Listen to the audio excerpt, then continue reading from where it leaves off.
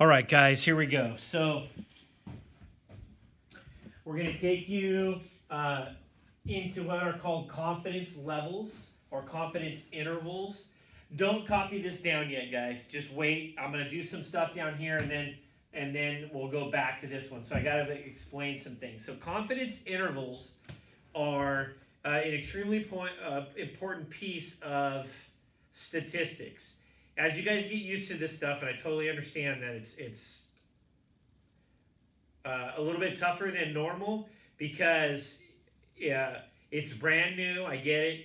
But at the same time, I'm going to be honest with you, this is probably the most beneficial math that you'll ever learn when it comes to being able to read things and do stuff in everyday life, because confidence intervals are everywhere. Okay? So a confidence interval, again, don't copy this down. So a confidence interval, I can't spell. So confidence interval is really an estimate. It's really an estimate of what the population average, let's say, average is. Okay, it's an estimate of what the population average is. So let me give you an example of that. Again, don't copy that. So if in your guys' classes, including my classes, and I think in Miss Pendergast's class, we ended up saying, oh, okay, the average height was, let's say, 66.2 inches for your class, let's say. Now, that's the average height of a student, right? So if we said the average height of a student is 66.2 inches, is that the exact answer? No, it isn't, because that's just the students in this class. So what we talk about is that this is an estimate. It's an estimate for all of EUHS. Okay? So we found the average in our class, let's say, and we could use that as an estimate of all EUHS students. So we're estimating based on a smaller chunk of the entire population. So what we call that is, we call this a point estimate. It's 1 point, it's one dot, 66.2. It's a point estimate. Now, when we do that, when we take a sample of just our classroom, there's an error.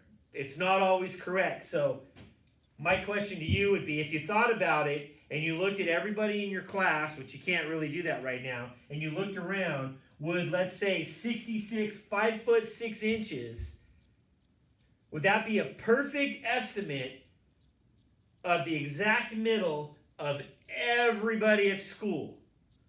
It's probably not 100% correct. And in fact, I can tell you it's not 100% correct. So that's where confidence intervals come in. So what we do is we create intervals using standard deviations to where, let's say our standard deviation was 2. Let's just make it really simple. Our standard deviation was 2. Well, that means if I wanted to go and make 95%, remember the empirical rule? If I wanted to do 95%, I would go back 2, and I'd go back 2 more. So that would be -4. So if I got over here, I would be 62.2. So that would be my left side, because I subtracted 2 standard deviations. And then I go to the right side, and I would say this is 70.2. So what we could say is we are 95% confidence level, we are 95% confident that the actual mean of the high school students is between 62 and 70 inches. 95% confident that it's going to be in there somewhere. And so that's the idea by a confidence interval. It tells us where it should be, and then we have different confidences. We're going to be either 90% confident, we're going to be 95% confident, or we're going to be 99% confident. And each one is you're more confident that you're going to get the right answer in there somewhere based on your idea. So, now, that's the simple version. So this is what we're talking about. So when it comes to confidence intervals, we have to have a formula for it. So our formula is this. X bar, this is our formula. X bar plus or minus for the left and the right of our critical value. This is called critical value. And you know what? I'm going to look at your book right now, because that's the term we use in AP Calculus. And I want to make sure that you guys are, okay, they don't use critical value. They use Z. Okay, so they use Z. So critical value, I'll do this, guys. They use what's called Z. We use Z with an asterisk, and that I have to use that because I can't write Z. Just trust me on that one. And then it would be our standard deviation, and this is where it changes, divided by the square root of n. Okay? So this is what's called the critical value.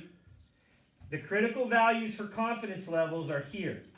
A 90% critical value level, the Z asterisk, or the critical value, is 1.64. A 95% is always 1.96. A 99% is always 2.5. And so as we were talking about the average student, this here, let me go backwards here. As we look at this, what we're saying is that X bar is in the middle, and to the left is negative Z times standard deviation square root of n. And this side is positive Z times the standard deviation times square divided by the square root of n. So we're going to subtract this from one side and subtract it for the other side. And so that'll give us our left side and our right side. Well, this right here is called our error. We're going to call it maximum error.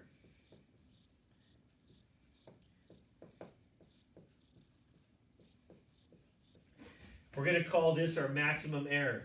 Our maximum error on both sides tells us where our accuracy is based on our guess or our estimate. So this is our estimate. Our estimate is close, but we don't know how close.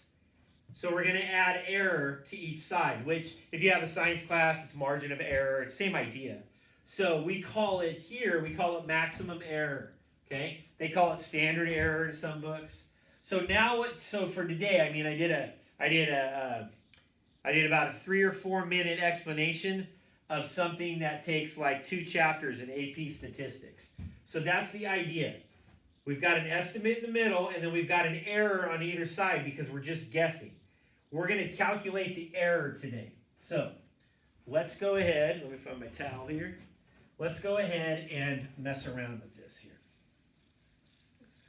So I'm going to take this off of here, and we're going to look at this. A poll of 218 people. This is example 1, and I changed some of it just so you guys kind of. I changed the social media network site to Discord because I know a lot of you use Discord, especially you gamers out there.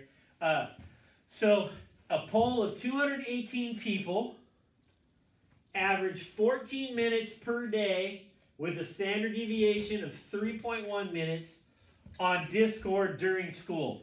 Don't do that during school. It distracts you guys.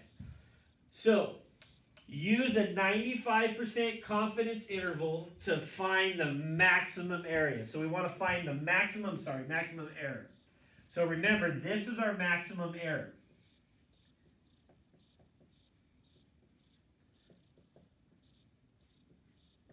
That's our maximum error. So now, what are we looking at? I don't know where my other color went. Oh well. I'll just keep going with this. So let's do our given piece here. So what are we given? We're given an N of 218 people. Remember, N is our sample size. Okay? And then if we go, okay, they give us the standard deviation. Standard deviation is 3.1 minutes. Right? That's our standard deviation. And then our second thing is, I'm going to put our confidence interval is equal to 95%, which means my z-score, or my critical value, is 1.96. 95 is always 1.96. So, I need to find this. Just the maximum area. Sorry, maximum error. I'm thinking of calculus right now. So I'm going to take my z-score, 1.96. I'm going to multiply it by 3.1 divided by the square root of 218. And that's going to give me a value of 0.41.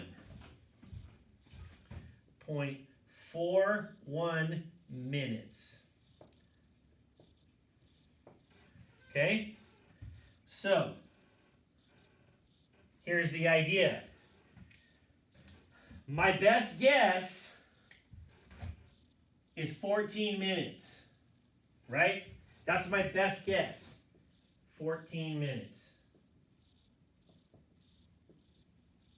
That's my best guess, 14 minutes. But I'm 95% confident that the actual average, I'm 95% confident that the actual average will be to the left 0.41 minutes or to the right 0.41 minutes. So that's the idea behind this. I'm 95% confident that the actual average will be 0.41 minutes